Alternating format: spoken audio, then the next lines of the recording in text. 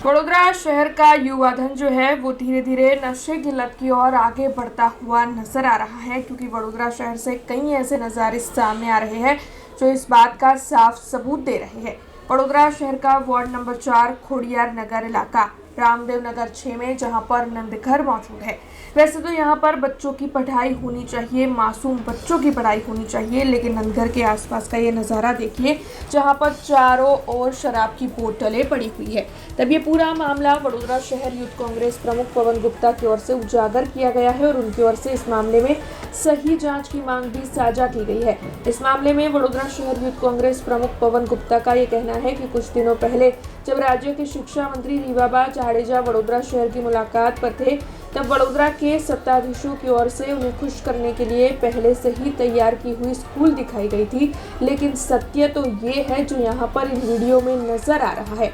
ऐसे में इस मामले के मद्देनजर सख्त कदम उठाए जाने चाहिए। इस मामले में रोष जताते हुए वडोदरा शहर कांग्रेस यूथ कांग्रेस प्रमुख पवन गुप्ता ने क्या कहा है, आइए सुनते हैं।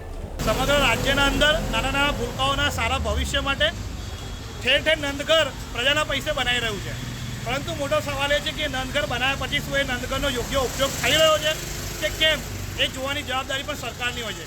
ત્યારે વડોદરા શહેરના પ્રથમ નાગરિક મેયરના વોર્ડમાં આવેલું રામદેવનગર 6 નંબરનું નંદઘર કે જે ખોડાનગર પાસે આવેલું છે, એ નંદઘર સંપૂર્ણ બંધ અવસ્થામાં જોવામાં મળ્યું અને એનાથી પણ વિશેષ એ બંધ નંદઘરના ચારો તરફ ખાલી દાવની બોટલોનો ઢગલો જોવા મળ્યો। એટલે ક્યાંક ને ક્યાંક શિક્ષણનું ધામ એક શિક્ષણનું નહીં પરંતુ નશાનું ધામ બની ગયું છે અને વડોદરા શહેરમાં જે ભૂલકાઓનું ભવિષ્ય બનાવવા માટે નંદઘર બનાવવામાં આવી રહ્યા છે, એ નંદઘર ક્યાંક ને ક્યાંક આવા અસામાજિક તત્વોનો અડ્ડો બની રહ્યો છે। ત્યારે પાંચમા દિવસમાં વડોદરા શહેરના અંદર ગુજરાતના શિક્ષણ મંત્રી આવ્યા હતા, એમને ખુશ કરવા માટે માનીતાઓએ અગાઉથી તૈયાર કરેલા સ્કૂલો પર લઈ જઈને વિઝિટ કરાવડાવી દીધી હતી, પરંતુ સત્યતા એ શિક્ષણ મંત્રીને ક્યાંક ને ક્યાંક જોવા માટે દૂર કરી દેવામાં આવ્યા હતા।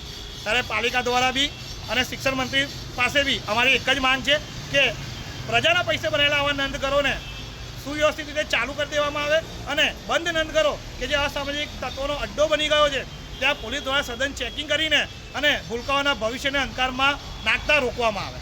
हमसे जुड़े रहने के लिए हमारे YouTube चैनल को सब्सक्राइब करें और नई वीडियो की नोटिफिकेशन के लिए बेल आइकॉन को दबाएं।